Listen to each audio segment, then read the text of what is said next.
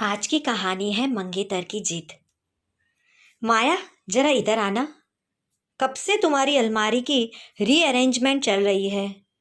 बाहर आकर देखो, लिविंग रूम में पैर रखने की जगह नहीं बची है। माया ने कमरे के अंदर से ही गहरी सांस ली और जवाब दिया कि बस ताई जी, आखिर दो डिब्बे तो बचे हैं, इन्हें समेटकर अभी बाहर आती हूँ। वह अपने हाथों में धूल झाड़ते हुए ड्राइंग रूम में आई तो वहां सोफे पर उसकी ताई जी कमला देवी, उनका बेटा नितिन और नितिन की मंगेतर राधिका बैठी हुई थी। राधिका अभी इस घर की बहू बनी ही नहीं थी, लेकिन उसकी पसंद नापसंद के हिसाब से पिछले 1 महीने से घर का पूरा नक्शा बदला जा रहा था। कमला देवी ने चाय की चुस्की लेते हुए माया को ऊपर से नीचे तक देखा और कहा कि देखो माया, नितिन और राधिका की शादी अगले महीने है। राधिका को खुला और मॉडर्न स्पेस पसंद है, इसलिए हमने तय किया है कि जो तुम्हारा ऊपर वाला बड़ा कमरा और बालकनी है, वहाँ नितिन और राधिका का स्टूडियो रूम बनेगा और तुम अपना सारा सामान नीचे वाले छोटे स्टोर रूम में शिफ्ट कर लो। माया एक पल के लिए ठिठक गई। उसने शांत लहजे में पूछा कि पर ताई जी, ऊपर का कमरा सिर्फ मेरा बेडरूम नहीं है। मेरा वर्क फ्रॉम होम का पूरा सेटअप, कोडिंग डेस्क और किताबें सब वही हैं। और नीचे के छोटे कमरे में तो ठीक से रोशनी भी नहीं आती। तभी नितिन ने बीच में टोकते हुए कहा कि अरे दीदी, थोड़ा एडजस्ट तो करना ही पड़ेगा ना। आखिर यह घर नितिन और राधिका का भी तो है, और वो वैसे भी राधिका एक नामी इंटीरियर डिजाइनर है। वह इस घर को नया लुक देना चाहती है। राधिका ने नकली मुस्कान बिखेरते हुए कहा कि हाँ दीदी, आखिर घर तो पूरे परिवार का होता है ना, तो बदलाव भी सबके हिसाब से होना चाहिए। मुझे उस बालकनी से सुबह का व्यू बहुत अच्छा मिलता है। माया ने उन तीनों की तरफ देखा और उसे समझ आ रहा था कि यह मांग अचानक नहीं उठी थी। जब से नितिन की शादी पक्की हुई थी, तब से उसे इस घर में धीरे धीरे एक कोने के धकेला जा रहा था। माया अनाथ थी और उसके माता पिता के जाने के बाद ताई जी और ताऊ जी ने ही उसे इस बड़े पुश्तैनी मकान में पनाह दी थी। ऐसा पूरी दुनिया को लगता था। माया ने शांत आवाज में कहा कि ताई जी, मैं इस घर के हर कोने को संवारने में मदद करती हूँ और हर महीने घर की मेंटेनेंस का बड़ा हिस्सा देती हूँ, पर मेरा कमरा इस तरह बिना मुझसे पूछे बदलना मेरे कामों को प्रभावित करेगा। कमला देवी का चेहरा तुरंत सख्त हो गया। उन्होंने कप टेबल पर पटका और बोली कि काम प्रभावित होगा? माया, तुम बोल रही हो क्या कि इस घर में तुम्हें शरण मिली हुई है? जब इस घर की छत के नीचे रहती हो तो फैसला हमारा चलेगा। वैसे भी एक लड़की को इस घर में हिस्सेदारी जताने का कोई हक नहीं होता, और शादी के बाद तो तुम्हें दूसरे घर जाना ही है। माया चुप हो गई। उसे याद आया कि जब ताऊ जी जीवित थे, तब उन्होंने हमेशा उसे अपनी बेटी की तरह माना था, लेकिन उनके जाने के बाद पिछले 2 सालों से इस घर का पूरा खर्च माया की आईटी कंपनी की सैलरी से ही चल रहा था। नितिन की बड़ी बड़ी पार्टियां, ताई जी की दवाइयाँ और यहाँ तक कि राधिका के साथ नितिन के महंगे वैकेशन का खर्च भी इन डायरेक्टली माया के ही सिर पर आता था। लेकिन इस बात का एहसास घर में किसी को नहीं था। कमला देवी ने फिर से सख्त लहजे में अल्टीमेटम दिया कि साफ बात है माया, अगर इस घर में हमारे नियमों के हिसाब से रहना है तो शाम तक ऊपर का कमरा खाली हो जाना चाहिए, वरना तुम अपना अलग ठिकाना ढूंढने के लिए आज़ाद हो। नितिन ने दिखावे के लिए कहा कि मम्मी, इतनी बड़ी बात मत कहो। लेकिन कमला देवी गुस्से में तमतमाते हुए बोली कि मैं बिल्कुल सही कह रही हूँ नितिन, इसे अपनी जगह पता होनी चाहिए और मुफ्त में रहकर नखरे नहीं चलेंगे। माया ने कुछ सेकंड तक तीनों को देखा, फिर अपनी आवाज़ को बिल्कुल धीमा रखते हुए कहा कि ठीक है ताई जी, आज रात को इस बारे में आखिरी बात करेंगे। कुछ चीज़ें हैं जो अधूरी रह गई है। राधिका हंसते हुए नितिन से बोली कि बात क्या करनी है दीदी, फैसला तो मम्मी जी ने सुना ही दिया है। माया ने कोई जवाब नहीं दिया और वह चुपचाप ऊपर अपने कमरे में चली गई। उसने कमरा अंदर से बंद किया और अपनी डेस्क की दराज से एक कड़क सीलबंद लिफाफा निकाला। उस लिफाफे में कुछ कानूनी दस्तावेज और वसीयत के कागज थे। माया ने उन कागजों को छुआ और खुद से बुदबुदाई कि आज रात इस घर का असली सच सबके सामने आ जाएगा। रात के 9 बज चुके थे और लिविंग रूम में सन्नाटा पसरा हुआ था।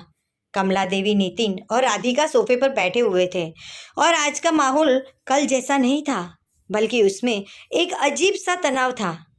माया सीढ़ियों से नीचे उतरी और उसके हाथ में वही लिफाफा था।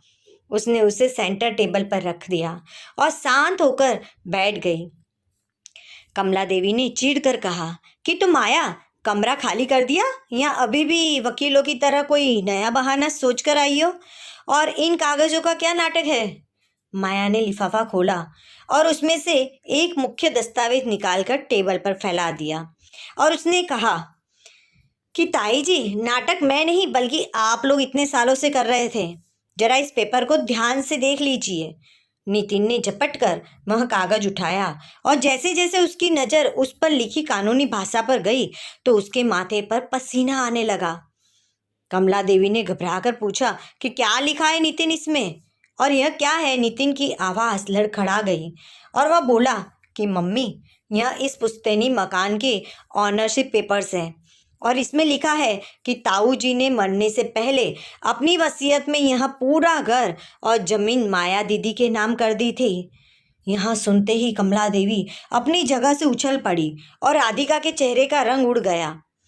कमला देवी चिल्लाई कि यह सरासर फर्जी है और बिल्कुल झूठ है। मेरे पति अपने सगे बेटे को छोड़कर इस अनाथ लड़की के नाम पूरा घर कैसे कर सकते हैं? यहाँ वसीयत जाली है।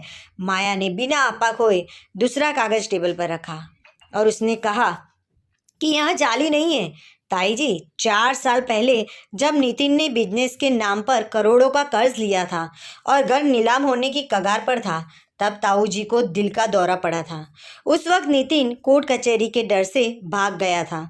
तब पापा यानी ताऊ जी ने मुझसे मदद मांगी थी और मैंने अपनी पूरी जमा पूंजी, म्यूचुअल फंड्स और यहाँ तक कि बैंक से भारी लोन लेकर उस कर्ज को चुकाया था और इस घर की नीलामी रुकवाई थी। नितिन ने नज़रें झुका ली और माया आगे बोली कि उसी दिन पापा ने कोर्ट में जाकर यह वसीयत रजिस्टर करवाई थी कि जो बच्चा इस घर को संकट में बचाएगा वही इस घर का असली मालिक होगा। और उन्होंने मुझसे वादा लिया था कि जब तक नितिन सुधर नहीं जाता मैं यह बात किसी को न बताऊं। कमला देवी गुस्से और सदमे में कांप रही थी और उन्होंने कहा कि तो तुमने इतने दिनों से हमें धोखे में रखा और तुम हमें इस घर से बेघर करना चाहती हो माया?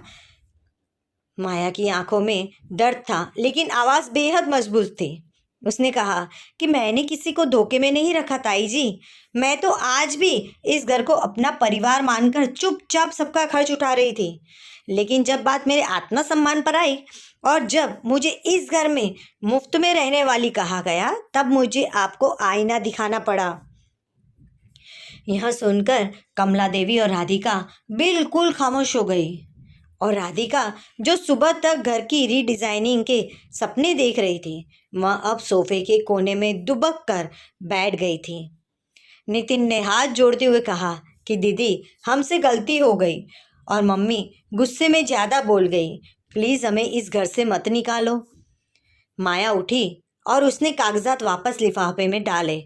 फिर उसने नितिन और ताई जी की तरफ देखा और कहा कि नितिन, निकालना मेरा मकसद कभी नहीं था।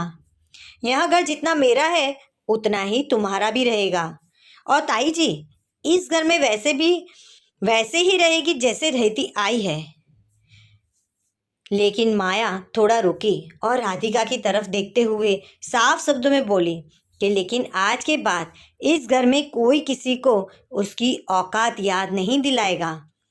ऊपर का कमरा मेरा ऑफिस और मेरा स्पेस है, वह वैसा ही रहेगा। और आज के बाद अगर किसी ने मुझे इस घर से निकलने की धमकी दी तो कमला देवी ने दबी आवाज़ में पूछा कि तो क्या होगा? माया ने सीधा और कड़ा जवाब दिया कि तो फिर धमकी देने वाले को अपना नया आशियाना ढूंढना पड़ेगा, क्योंकि अब यहाँ साफ हो चुका है कि यहाँ घर किसका है। कमला देवी ने धीरे से सिर झुका लिया और नितिन ने राधिका का हाथ पकड़ा। वह चुपचाप वह अपने कमरे की तरफ बढ़ गया। उस रात के बाद घर का पूरा माहौल बदल गया। अब माया को कोई कमज़ोर या आश्रित समझने की भूल नहीं करता था। राधिका और कमला देवी अब माया से बात करते समय समय सम्मान का ध्यान रखती थी। माया ने अपनी मेहनत और समझदारी से न सिर्फ उस पुश्तैनी घर को बचाया था, बल्कि अपनी गरिमा और सम्मान को भी हमेशा के लिए सुरक्षित कर लिया था। तो दोस्तों, आपको ये कहानी कैसी लगी? अगर आपको अच्छी लगी है तो लाइक शेयर कमेंट्स जरूर कीजिएगा और अपने दोस्तों और परिवारजनों के साथ साझा जरूर कीजिएगा। और हमारी चैनल को अभी तक आपने सब्सक्राइब नहीं किया तो सब्सक्राइब जरूर कीजिएगा, जिससे अगली कहानी की नोटिफिकेशन आप तक ज़रूर पहुँचे। धन्यवाद।